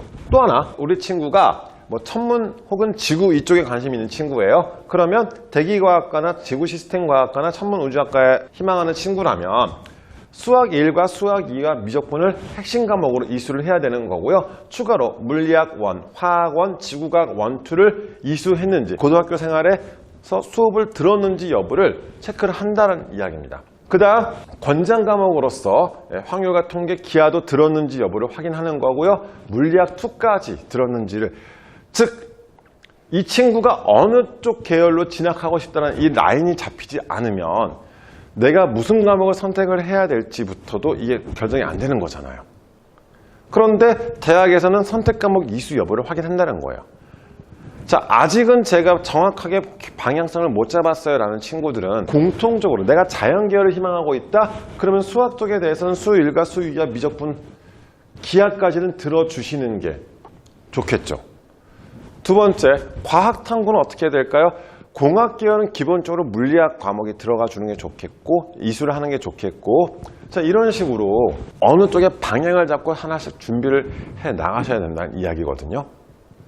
다시 한번 자, 이 부분에 대해서는 고교 학점제 쪽에 대해서는 다른 무엇보다도 무슨 과목을 선택했는지 여부, 선택 과목의 이수 여부를 굉장히 중요하게 생각하시면서 역시 또 다른 대학교인데요. 이 대학교의 뭐 천문학 전공. 자, 아까 우리 비교 한번 해볼까요? A 대학교의 천문지구 계열, 즉 뭐 천문우주학과를 가고 싶은 친구는 수1, 수2, 미적분을 꼭 들어야 했었다면 자, 이 대학교에서는 핵심 권장 과목을 오히려 미적분과 기하와 지구과학 1을 지정해 놨어요. 그럼 공통적으로 지금 이쪽에 관심 있는 친구라면 미적분, 지구과학 1 이런 과목들을 이수해 두면 좋겠죠. 그 다음 권장 과목으로서 지구과학 2, 물리학 2, 확률과 통계. 과목은 거의 겹치거든요. 대학마다. 그렇기 때문에 대학에 대한 이야기도 중요하지만 우선은 자기가 어떤 계열을 희망하고 있는지 혹은 조금 더 이걸 구체화시켜서 뭐 컴퓨터 계열이다 아니면 천문 쪽이다 혹은 뭐 공학 계열이다 이런 식의 큰 틀의 방향성은 잡으셔야지 자기한테 조금이나마 더 유리할 수 있다는 사실 이렇게 말씀드리고 싶어서 보여드리는 거고요. 자연계열은 각각의 학문 분야에 따라서 이렇게 선택 과목에 대한 지정을 웬만한 대학교에서는 다 해주었습니다. 하지만 인문계열은 특별하게 그런 게 없기 때문에 인문계열은 자기가 희망하는 과목들, 자기가 배우고 싶은 과목을 선택하시면 되겠고 자연계열 쪽에 대해서는 자연계열을 희망하는 친구들은 우선 내가 자연계열 안에서도 순수 자연계열이냐 공학계열이냐 의학계열이냐 이렇게 세 개를 분류하시거나 혹은 순수 자연계열 안에서도 물화생지 쪽으로 들어가시거나 공학계열에서도 컴퓨터 공학이냐 기계공학이냐 이런 식으로 점점 구체화시켜 둬야지 과목을 선택하실 수 있다는 이런 이야기예요. 그래서 참고하셨으면 좋겠고요. 지금 이거는 이제 중3 이하의 친구들 2022 개정 교육과정에 영향을 받는 이제 우리 중3 이하의 친구들의 선택 과목들 이렇게 나오는데 자, 지금 이제 교과서 거의 나오기 시작하고 있고요. 2022 개정 교육과정 쪽에 대해서는 한 번 더 설명드릴 수 있는 그런 기회가 있었으면 좋겠는데 자, 기본적으로요. 전국의 모든 고1 학생들이 이렇게 공통과목으로서 공통국어, 공통수학, 공통영어, 한국사, 통합사회, 통합학 이런 과목들을 배우게 됩니다. 크게 달라지진 않았습니다. 다만 지금 고등학생들과 달리 선택 과목들이 일반 선택 과목과 진로 선택 과목, 융합 선택 과목까지 등장하게 되었는데 제가 색깔로 빨간색으로 체크해 놓은 이런 과목들이 수능 선택 과목이 되는 거예요. 수능 과목들이 되는 겁니다. 지금 제2국어 한문 때문에 제가 선택 과목이라는 표현을 썼는데 달라진 수능의 공통 과목으로서 화법과 언어, 독서와 작문, 문학 그 다음 수학은 대수, 미적원, 확통, 영어는 영어 1, 2, 한국사 이렇게 들어가는데 즉 이제 아무래도 선택 과목 중에서도 저 일반 선택으로 분류가 되는 과목들 같은 경우는 우리가 수능 준비를 하기 위해서는 그래도 선택을 해야 되는 그런 과목들이 되겠고요. 자, 진로 선택과 융합 선택까지 학생들이 앞에서 말씀드렸던 것처럼 자기가 어떤 계열로 진학하고 싶은지의 방향성을 찾으신 뒤에 그리고 나서 그 다음 단계로 내가 어떤 선택 과목들을 이수하는 게 도움이 될 거구나. 즉, 내가 희망하는 대학교에서 그 학과에서 공부를 하기 위한 역량을 어떻게 보여줄 것인지, 내가 그 학과에서 공부를 잘 해나갈 수 있다는 것을 어떻게 증명할 것인지. 그러면 우선 기본이 돼야 되는 게 무엇일까요? 그 학과에 내가 희망하는, 내가 지원하고 싶은 학과의 교육 과정을 살펴보시는 것도 도움되지 않겠습니까? 그 교육 과정을 살펴보신 뒤에 그래서 그 교육 과정을 내가 공부해 나가기 위해서는 고등학교 때 이러한 과목들을 들어두면 더 도움이 되겠군. 이런 식으로요. 그렇게 진행을 해야 되는데 학생들이 그 과목들을 잘 못 찾다 보니까 아예 대학교에서 이렇게 요즘은 지정을 해주는 거예요. 대학의 입장에서는 이 친구를 뽑았어요. 이 학생을 뽑았는데 우리 학과에서 공부를 해 나갈 수 있는지 여부를 여러 가지 면모를 살펴보면서 뽑아놨는데 이 친구가 우리 대학교의 수업을 못 따라오는 모습을 보이면 어떨 것 같으세요? 그 학생이 그만두거나 혹은 그 학생도 되게 많이 힘들 수밖에 없겠죠.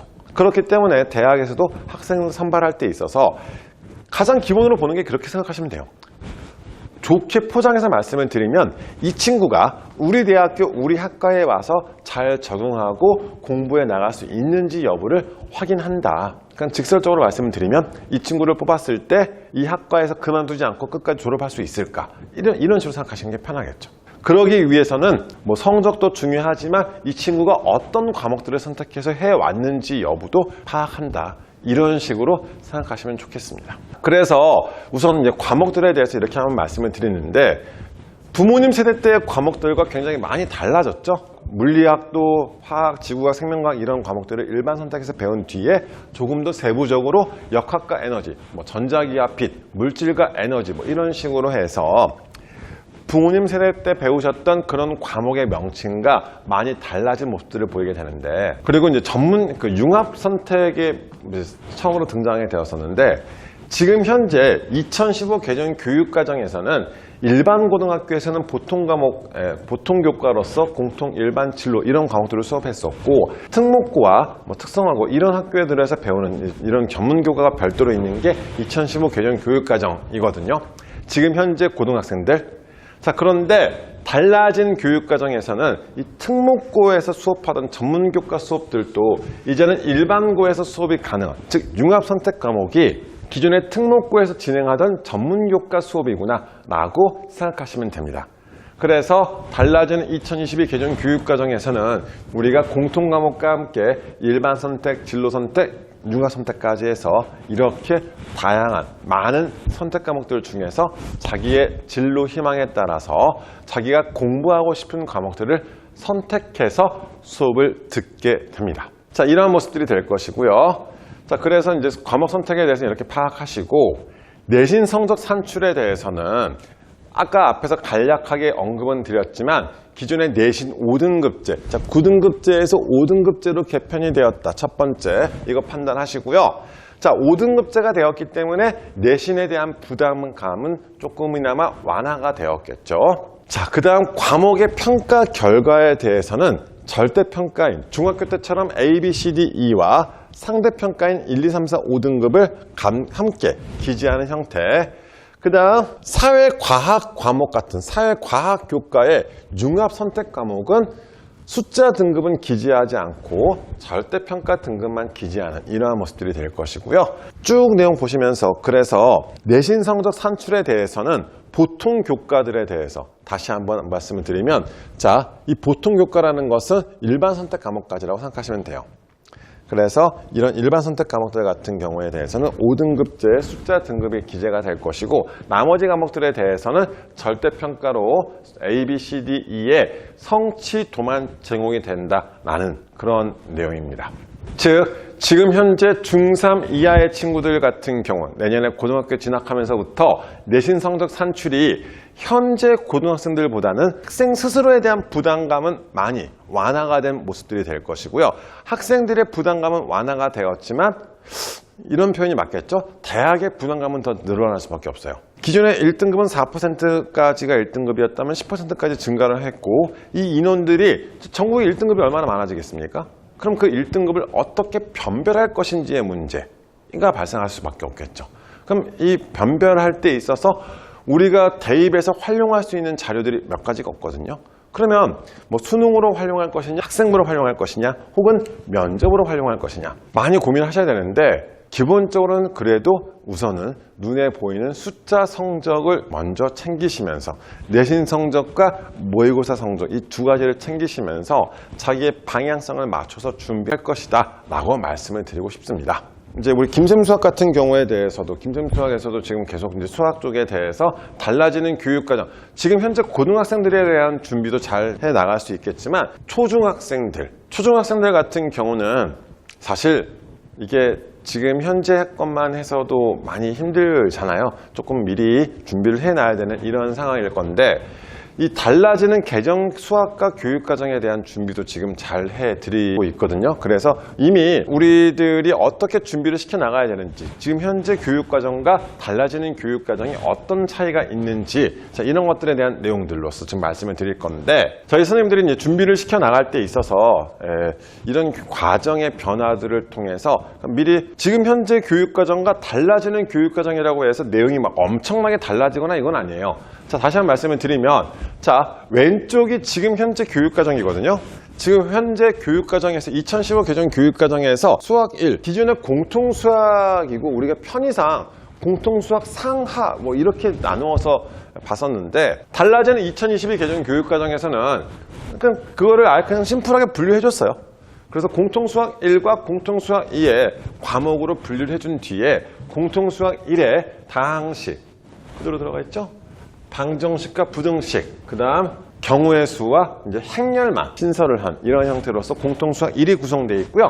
공통수학 2 같은 경우는 도형의 방정식, 집합과 명제, 함수와 그래프, 도형의 방정식에서도 이제 외분 부분은 삭제가 된 이러한 형태로 공통수학 1과 2가 정의가 됐습니다. 그러면 그냥 단순하게 단원명으로 봤었을 때 큰 차이 없잖아요. 지금 현재 교육과정의 내용과 큰 차이가 없다, 이렇게 생각하시면 좋겠습니다. 두 번째, 제가 앞에서도 한번 언급을 했었는데, 현재 수1, 지금 현재 교육과정에서 수1이라는 과목에서 과목명이 대수로 바뀌었다라고 말씀을 드렸는데, 자, 보시다시피 어때요? 지수함수, 로그함수, 삼각함수, 수열 이런 형태 똑같죠? 과목의 명칭만 달라졌다고 생각하시면 좋겠고요. 그 다음 확통 같은 경우, 자, 수투라는 과목, 지금 현재 교육과정 수투라는 과목이 함수의 극한과 연속, 미분, 적분으로 구성되어 있었는데, 자, 지금 달라지는 교육과정에서는 미적분 1이 됐습니다. 이게 미적분 1이 됐는데 똑같죠? 확통은 순열과 조합에서 원순열만 삭제를 시켰고, 통계에서 추정 편성 들어가 있고요.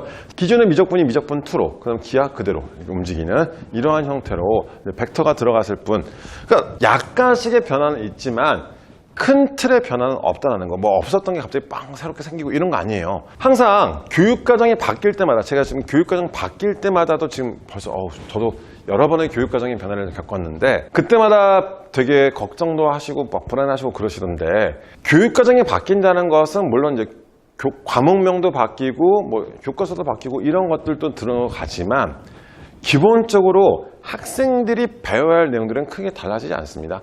즉 부모님 세대 배우셨던 내용들 지금도 나와요. 뭐 집합 배우셨잖아요. 그 집합에 어디 가는 게 아니잖아요. 제가 지금 수학을 가지고 설명을 드리고 있는데 수학뿐만 아니라 다른 과목들도 역시 마찬가지라고 봐주시면 될 것 같아요.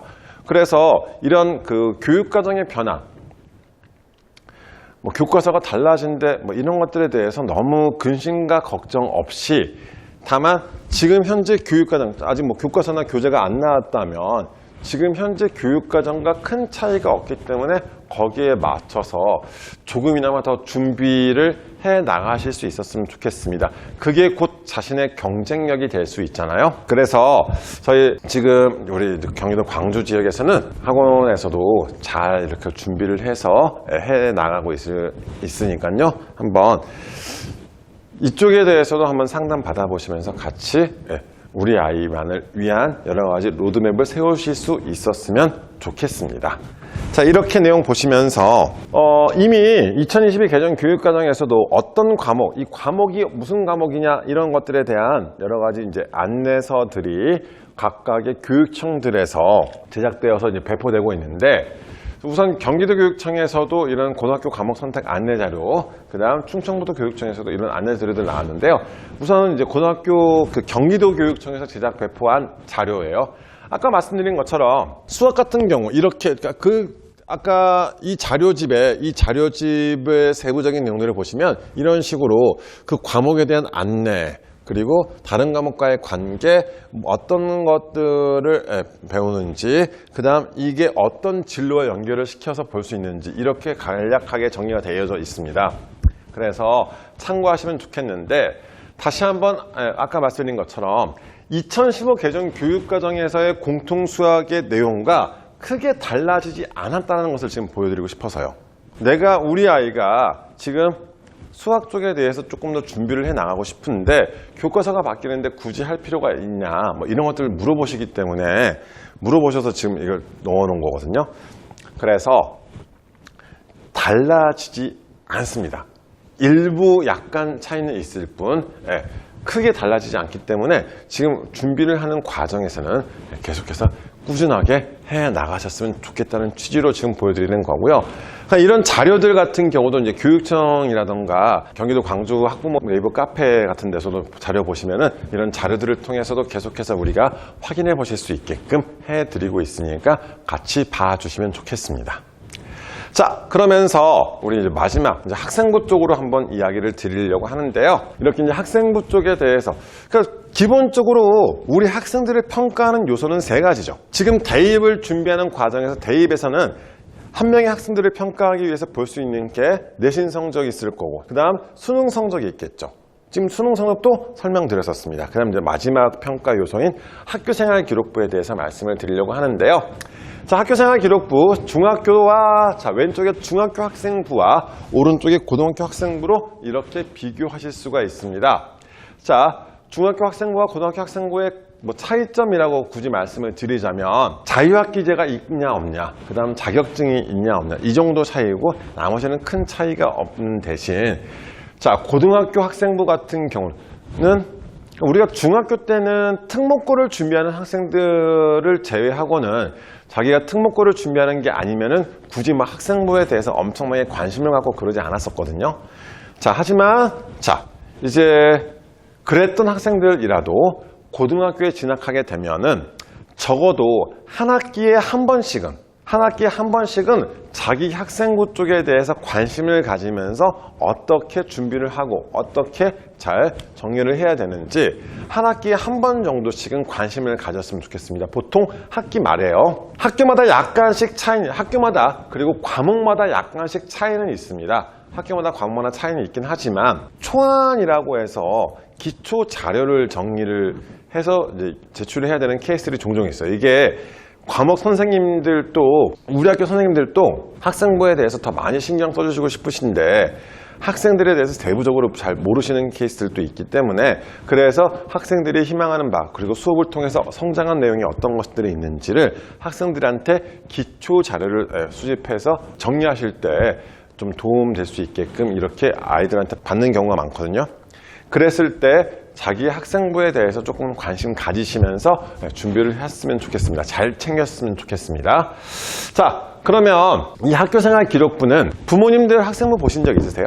요즘 뭐 정부24나 동사무소 뭐 이런 데서도 얼마든지 부모님 학생부 발급하실 수 있으실 텐데, 그때는 그냥 단순하게 추억의 자료였다면 요즘 학교생활 기록부는 굉장히 중요한 요소거든요. 학생의 학교생활에 대한 종합적인 기록물로서 학생의 성적과 학습 과정을 항상 관찰, 평가한 누가 기록의 종합으로서 학생의 고교 3년간의 학교 생활을 총체적으로 담고 있는, 학생부를 통해서 교과 수업에 얼마나 적극적으로 참여를 했는지, 자, 학생이 수업을 통해서 그리고 수업 외의 비교과 활동들을 통해서 자기의 지적 호기심과 관심을 충족하기 위해 어떤 학습과 활동을 했는지, 진로를 탐색하고 이것을 구체화하기 위해서 어떤 경험을 했는지, 공동체의 일원으로서 어떤 학교 생활을 했는지, 이런 내용들을요 평가를 합니다. 어떤 동기로 어떤 활동을 어떻게 수행해서 그 결과가 어떻게 되었었고 무엇을 알게 되었고 느꼈는지, 이러한 내용들이 각 과목별로 기재가 되게 되는데, 그것을 통해서 학생들을 종합적으로 평가하게 되는 게 학생부 종합전형이고요. 수업에서 자기가 어떤 주제를 가지고 수업의 내용과 관련을 시켜서 어떤 주제를 선정한 뒤에 뭐 탐구 혹은 수행평가 이런 과정을 거치면서 그 결과물을 산출한 뒤에 자기의 관심 분야라면 그것에는 확장까지 연결을 시킬 수 있는 이러한 형태로 우리가 이야기할 수 있는 거거든요. 우리가 이렇게 따져봤을 때 달라진 지금 작년부터 지금 입시가 바뀌면서 학생부가 이렇게 달라졌어요. 그런데 달라진 학생부의 포인트는 결국 교과활동 및 세부능력 특기사항, 과목별 이 세부능력 특기사항이 상당히 중요해졌다. 아마 전체 학생부에서 메인이 되는 것이 이 과목별 세부능력 특기사항이 될 거고요. 분량적으로도 마찬가지. 과목당 500자씩 작성하잖아요. 그럼 대략 한 18,000자 정도까지 떨어져요. 3학년 1학기 때까지. 가장 많은 비중을 차지하고 있고요. 우리가 기존에, 그러니까 예전 선배들 같은 경우는 비교과 활동이라고 해서 자율, 동아리, 뭐 봉사, 진로, 자동봉진 해서 이런 비교과를 굉장히 중요하게 생각하셨다면, 이제 비교과 요소에서 적용되는 이런 형태들은요, 이 교과 활동 및 세부능력 특기사항을 서포트해주는, 즉 서브 입장밖에 안 되는 것 같아요. 저희가 자율활동이나 동아리 활동에서 1년 동안 연간 500자 기재를 할 수 있는 거거든요. 그러면 500자 연간이니까 다 해봤자 1500자인데 자율활동은 3학년 1학기까지 기재가 될 수 있기 때문에 3년 다 해봤자 1500자예요. 동아리도 1500자, 3년 동안 열심히 해봤자 1500자까지밖에 기재가 안 되는 거예요. 그런데 과목별 세팅은 어때요? 18,000자까지. 18,000자 거의 학기마다 좀 차이는 있겠지만 한 3, 40과목 정도 수업을 하거든요. 그러면 과목당 500글자씩만 작성을 하게 된다라고 하더라도 2만 글자까지 나오는 거예요. 분량도 분량인데 수업에서의 모습들을, 수업에서 내 관심도라던가 내가 어떤 분야에 대한 확장을 더 보여주고 싶을 때 이제는 자율 혹은 동아리, 진로 활동들을 연결을 시켜서 나를 포장해 나가는 이런 모습들이 필요할 것이다 라고 말씀을 드리는 거고요. 자, 달라진 형태에서는 봉사활동 쪽에 대해서는 크게 부담을 가지시지 않으셔도 되겠고요. 그 다음 수상경력 같은 경우도 이제 아예 대입에 반영하지 않습니다. 그리고 이 교내상 수상이라던가 이 교내대회 같은 경우에 학교생활기록부에 어느 항목에도 기재할 수가 없거든요. 수상경력 외에는 기재할 수가 없는 게 수상경력인데, 이 수상경력조차 대입에 반영하지 않는다라고 하니까 오히려 그 시간에 그냥 공부를 하셨으면 좋겠고요. 많은 학생들이 오해하고 있는 게 독서활동 목록이 대입에 반영되지 않는 겁니다. 독서활동 쪽에 대해서는 독서활동 목록, 학교생활기록부에 독서활동 목록이 반영되지 않는다는 거지, 학생의 독서활동 자체가 대입에 반영되지 않는다는 것은 아니거든요. 대학들은 오히려 독서활동을 굉장히 강조하고 있습니다.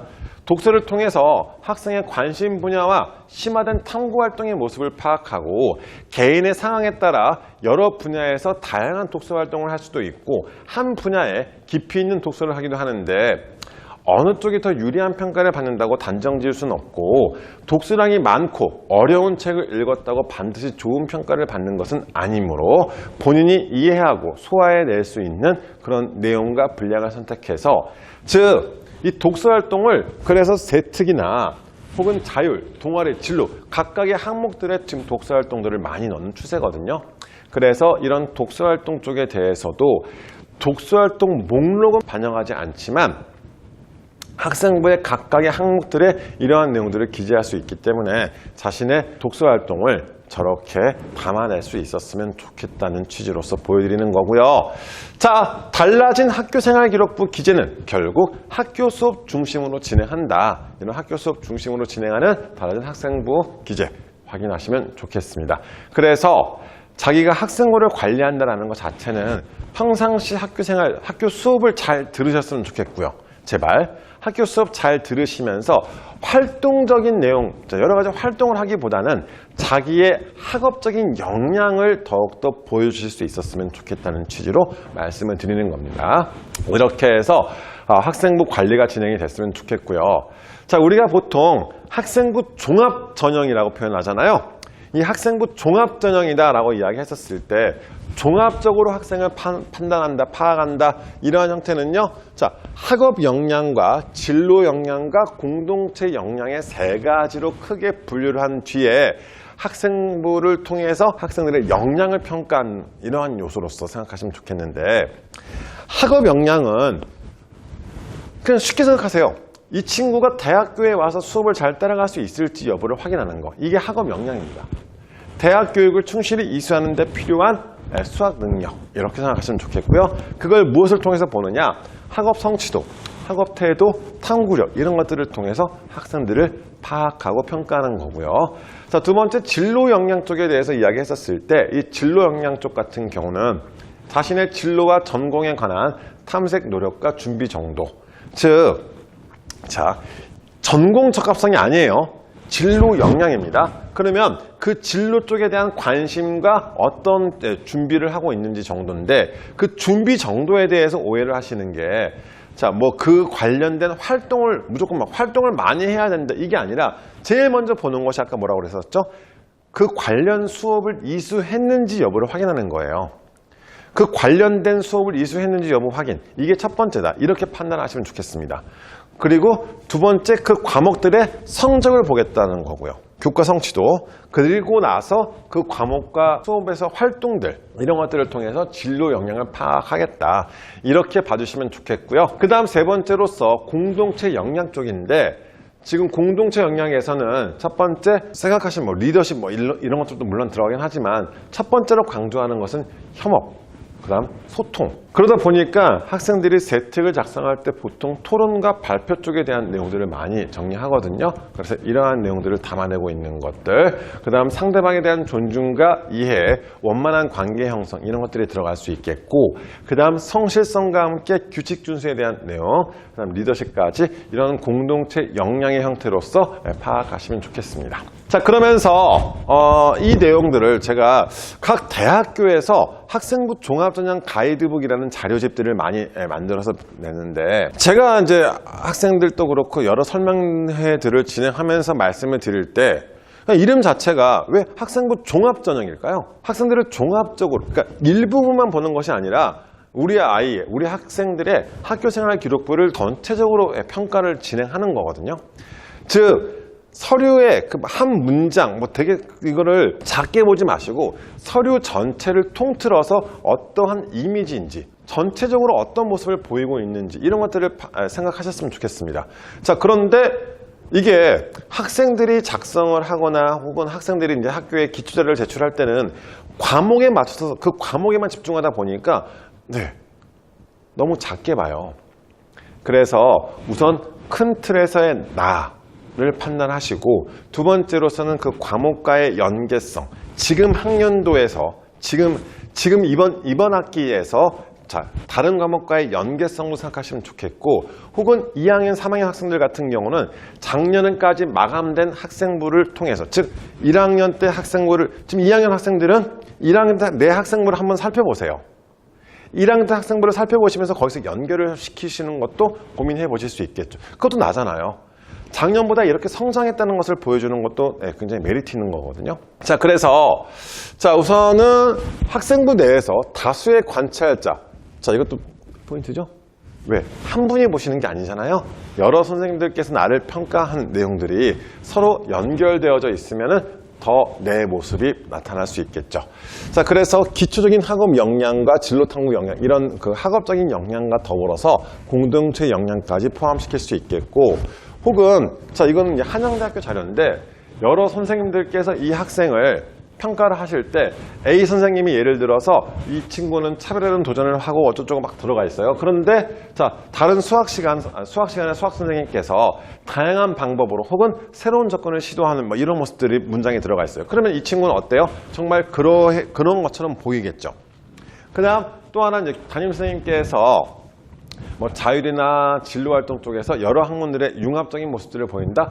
역시 마찬가지. 이 친구의 학업에 대한 이런 모습들로 엮어서 찾아볼 수 있다는 건데, 이게 한 학년에서 진행될 수도 있고 혹은 다른 학년으로 학기가 진행될수록 조금 더 성장하는 이런 형태로도 접근할 수 있겠고, 자기가 생각하거나 준비하는 방향에 따라서 차이가 있을 수 있기 때문에 이 모습들, 과목 간의 연계성, 수평적 연계라는 것은 지금 학기 내에서의 연계에 대한 내용들, 국어, 영어, 수학, 사회, 과학 각 과목별의 내용들, 혹은 수직적 연계성이라는 것은 1학년 때, 2학년 때, 3학년 때 이렇게 학년과 학기가 지날 때마다 내가 성장한 모습들이 들어가는 이러한 형태로 진행이 됐으면 좋겠거든요.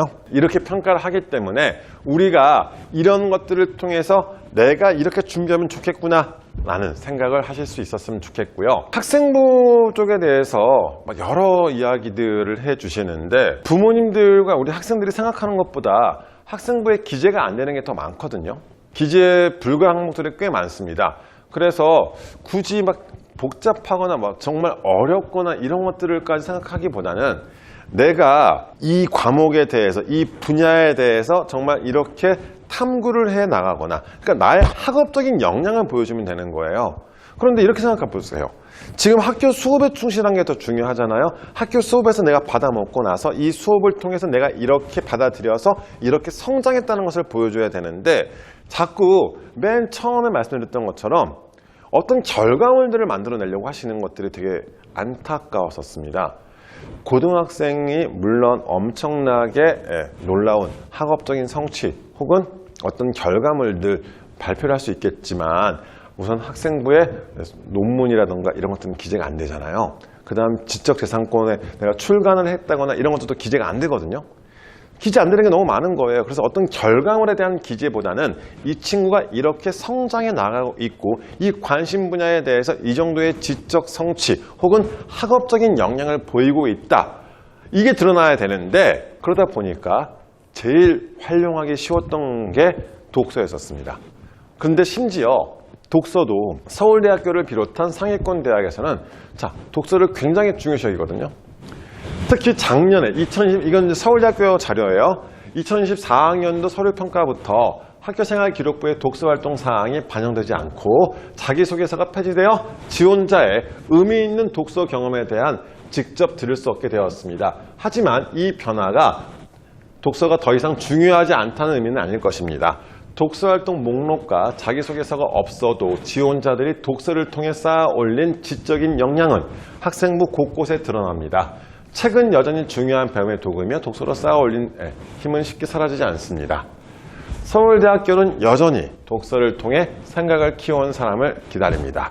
즉, 독서 활동들이 학생부 곳곳에 드러나 있는 게 좋다라는 말씀을 드리고 싶습니다. 자, 그래서 이제 1학년들 같은 경우는 참고만 하시고요. 고등학생, 현재 고등학생들. 자, 고2, 고3 학생들은 자기 학생부를 한번 들여다보시면서 내가 1학년 1학기 국어 세특에 어떤 책이 들어가 있고 영어 세특에 어떤 책이 들어가 있고 한번 이렇게 정리를 해서 한눈으로 한번 살펴보세요. 내가 어떤 책들을 이렇게 읽었었구나, 이거 한눈으로 살펴보시면서 그럼 다음 학기 책, 자, 예를 들어서 이거예요. 1학년 1학기 때 1984라는 책이 학생부에 기재가 되어 있어요. 자, 1984라는 책을 읽었으면 이거를 읽고 끝내는 것이 아니라 연결을 시킬 수 있으면 좋겠죠. 1984를 읽었던 친구가 2학년 1학기 문학 시간에 멋진 신세계를 읽어서 여기에 대한 뭐 감상문을 냈거나 이래서 세특에 들어가 있잖아요. 자, 혹은 이거를 꼭 굳이 국어가 아니라 사회 과목의 세특에 들어가 있을 수도 있겠고, 연결고리를 만들어주는 거죠. 혹은 영어 시간에 동물농장을 원서로 읽어서 올릴 수도 있겠고. 그러면 어때 보이세요? 이 친구 성향?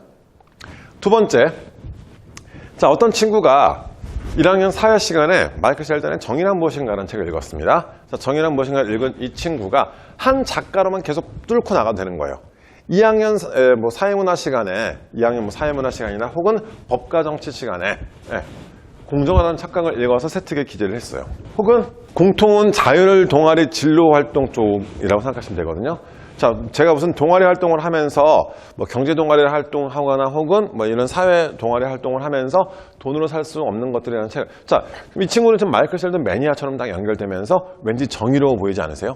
이러한 형태로 판단하시면서 내용 보시면 좋겠고, 추가로 또 하나, 자, 과학책으로 봤었을 때 1학년 통합과학 시간에 이기적 유전자 이걸 읽었다면, 제가 제목만 가지고 지금 말씀드리는 거거든요. 이기적 유전자를 읽은 친구가 동아리 활동을 하면서 이것과 상대되는 개념으로서 이타적 유전자라는 책을 또 읽어서 학생부의 동아리 활동 쪽이나 이런 데 기재를 했어요. 그러면 이 친구가 2학기 때 다시 동아리 활동을 하면서 혹은 2학기에 뭐 자율활동이나 이런 항목에다가 유전자 오디세이라는 책을 올릴 수도 있겠고. 자, 그럼 어때요? 이 친구는 유전자 쪽에 완전히 꽂혀있는 친구처럼 보이시죠? 1학년 때 이미 유전자 관련된 책이 3권이나 들어갔네요. 2학년 때 올라가서 그냥 예를 들어서 국어 시간에 뭐 종이기원을 읽는다거나 혹은 과학 시간에 이중연선을 읽는다거나 이런 식으로 해서 이 친구가 생명과학 쪽에, 책 제목만 놓고도 어때요? 이 친구가 생명과학 쪽에 관심이 많다는 것을 우리가 확인하실 수 있겠죠. 이런 식으로 내용 파악하시는 거거든요. 그러면서 마지막으로 확정된 표현이에요. 역시 생명과학 쪽에 관심이 많은 친구처럼 보이는. 그러면서 이게 어떤 책을 읽었는지 정도에 따라서 이 친구의 지적 성취, 학업 역량 쪽을 파악하실 수 있을 것이다. 이렇게 내용들을 생각하시면 좋겠습니다. 독서활동 잘 챙기셨으면 좋겠고요. 독서활동을 학생부에 담아낸다는 것은 결국 학교에서 배운 내용을 현실 세계와 연결해서 지식을 확장해 나가는 확장체로서 이 독서. 그러니까 이거는 제 의견이 아니라 각 대학에서 독서를 이야기할 때 이런 표현을 쓰더라고요. 우선 학생들이 가장 쉽게 자기의 학업과 탐구 역량을 보일 수 있는 게 독서라고 판단이 되어서 저희도 이제 학생들한테 독서를 좀 많이 강조하는 편인데, 이런 식으로 독서도 만들어 나가셨으면 좋겠습니다. 이제 거의 마무리돼 가고 있는데, 그래서 이제 결론적으로 우리가 지금 준비해야 될 것은 무엇인지 그 말씀을 드리고 싶어서 한번 정리를 해봤거든요. 우선 첫 번째는 장래 희망에 대해서 이야기했었을 때 이제 이렇게 판단하시면 좋겠어요. 특정 직업에 대해서 이야기하시기보다는 이 특정한 직업을 가지고 난 무엇을 할 것이다, 이런 직업적인 접근보다는 어떤 분야를 더 공부하고 싶다라고 표현하시는 게 좋을 것 같습니다. 그래서 우선 첫 번째, 자, 아까 이 과목 선택 때문에라도 희망 계열을 먼저 설정하시고, 인문인지 자연인지 설정하시고, 인문이면 인문사회냐 혹은 경제경영이냐, 자연이면은 자연이냐 공학이냐 의학계냐, 이런 식으로 해서 큰 틀부터라도 결정해서 해둬야지 과목을 선택하실 수 있거든요. 자, 그러면서도 제일 중요한 것은 기초학업 역량이기 때문에 대학교에서 수업을 받을 수 있다는 그 역량을 강조할 수 있는 국어, 수학, 영어 과목에 대한 학습. 그 다음 기본적으로 독서가 많이 깔렸으면 좋겠다는 거 말씀을 드리고 싶고요. 우리 아이의 학업적인 역량을 증명할 수 있는 것은 지금 현재 입시 구조에서는 딱 이 3가지예요. 내신 성적과 수능 성적과 학생부 혹은 이제 면접까지 추가해서 이 3가지를 통해서 이 아이의 학업 역량을 증명하는, 진로 역량과 공동체 역량까지 증명해내야 되는 이러한 형태거든요.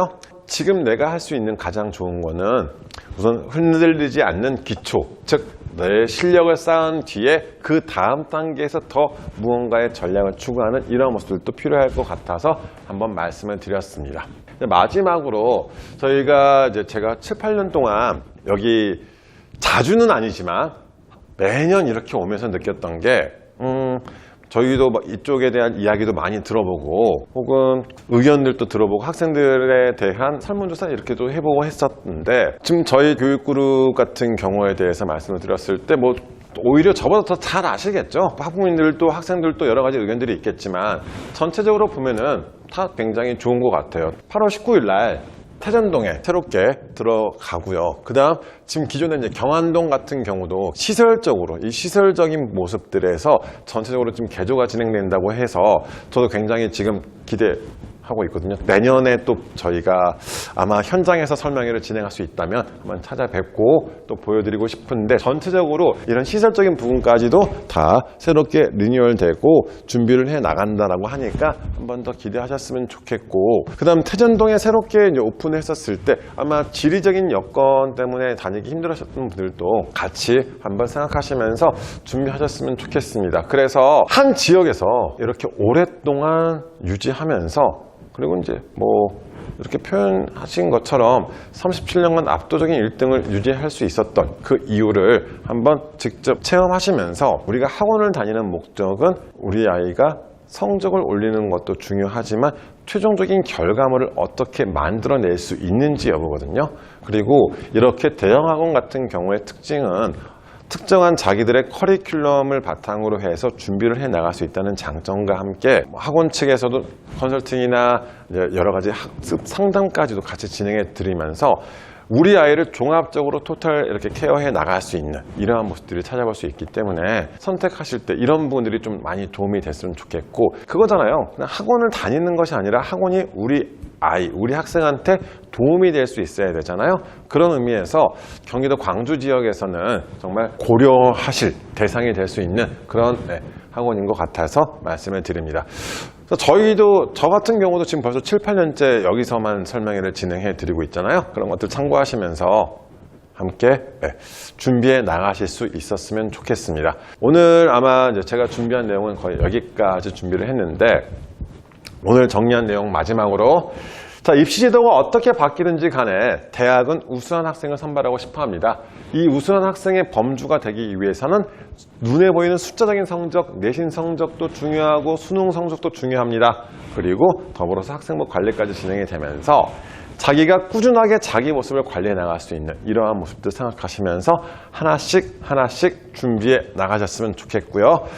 오늘 제가 지금 거의 뭐 한 1시간 반 가까이 설명을 해드리고 있는 내용들이 정말로 이제 준비하는 과정에서 꼭 필요한 내용들을 내신적인 모습, 수능적인 형태, 그다음 학생부 관리까지 해서 이 세 가지를 한번 다 담아내려고 노력을 했습니다. 그래서 이런 내용들이 이 설명의 영상을 봐주시는 우리 경기도 광주의 학부모님들께 도움되었으면 좋겠습니다. 이렇게 긴 시간 들어주셔서 감사드리고요.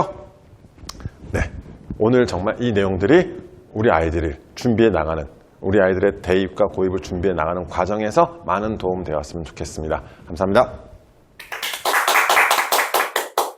우리 김대희 소장님 너무나 유용한 정보 이렇게 저희들 위해 준비해 주셔서 감사드립니다. 네, 올해도 감사합니다. 저희 이제 꼭 알아야 될 777 입시 설명회 전략 정보들도 모두 탑재를 했고 그 방법대로 올바른 곳에서 잘 배워서 실력을 쌓아가는 것만 남았네요. 학부모님들과 저희 두 손 꼭 잡고 아이들을 올바른 길로 리딩하면 됩니다. That's exactly right. 네. 자, 저희 8월 19일에 우리 아이들의 또 이제 앞으로의 힘을 주기 위해서 또 큰 변화가 기다리고 있지요. 제가 잠이 안 옵니다. 너무너무 기대가 돼서. 저희 큰 변화가 있습니다. 그렇습니다. 자, 경안동 나너 법인에서 8월 19일 날에 태전동의 JKM 그룹, 즉 정상화학원, 김샘 수학학원, 마하구구, 고등영수 학원이 설립되면서 저희 경안동은 업그레이드가 되죠. 저희 경안동 정상화학원 초등, 중등 영어입니다. 그렇습니다. 김샘 수학 마찬가지로 김샘 수학은 초등, 중등 수학이죠. Yes. S라이팅 그리고 마하구구. 네, 그렇습니다. 이 경안동은 시설이 대대적인 리뉴얼 과정을 거치게 됩니다. 네. 태전동은 뭐 말할 것도 없이 최신 시설로 오픈하게 됨을 말씀드리며 저희 경안동, 태전동 둘 다 모든 교실에 프로젝터, 전자칠판, 천장형 냉난방 시스템, 또 이제 화장실 리모델링, 네. 그리고 전반적인 환경 업그레이드 및 고등부 전용 다습실까지 해서 아주 뭐 필요한 것들이 모두 완비된다 이렇게 말씀을 드립니다. 네, 그렇습니다. 그래서 태전동 이제 오픈을 앞두고 최신시설로 들어오시는 우리 학생들과 학부모님들 뿐만 아니고 우리 경원동 방학 후에 따당 큰 변화 기대하고 오셔도 좋을 것 같습니다. 그렇습니다. 네. 이렇게 성장하는 학원에 함께 할 수 있어서 너무 감사하고 자부심을 느끼고 뿌듯합니다. 왜 저희가 급이 다른지, 왜 경기도 광주 1등 교육 그룹인지가 여실히 이렇게 보여지는 것 같습니다. 네, 제가 오랫동안 우리 팀장님도 마찬가지로 우리 저희 오랫동안 여기 학원에 근무해 왔잖아요. That is right. Can't even, I lost count. 그 급이 다르다고 저희가 자주 해당 표현들을 쓰는데 네. 그 급이 다르다는 표현밖에 다른 표현이 맞닿지가 않기 때문에 그 표현을 쓰는 거거든요. 그렇습니다. 좀 현실적인 얘기긴 하지만 네. 인구 절벽, 어려운 시대 모두가 살고 있을 때 아이들 한 명 한 명의 미래를 담보로 하는 가르침이라는 것을 하고 있는 선생님으로서 네. 저희가 그 급이 다를 수 있는 이유는 그 교육의 진심이기 때문이라는 말씀을 드립니다. 아이들의 하루하루가 모여서 미래를 건설하는 거라면 저희 하루하루 누구보다 열심히 꼼꼼히 정성 다해 네. 우리 아이들 사랑하는 그만큼 앞으로도 가르칠 것입니다. 네, 저희 지금까지 이렇게 달려왔던 것처럼 앞으로 37년도 마음 다해 네. 진심으로 네, 아이들 교육에 집중하도록 하겠습니다. that is exactly right. 네, 기대되는 8월 나너 교육법인과 태전 JKM 교육 그룹이 낮은 자세로 높은 곳을 향하겠습니다. 감사합니다.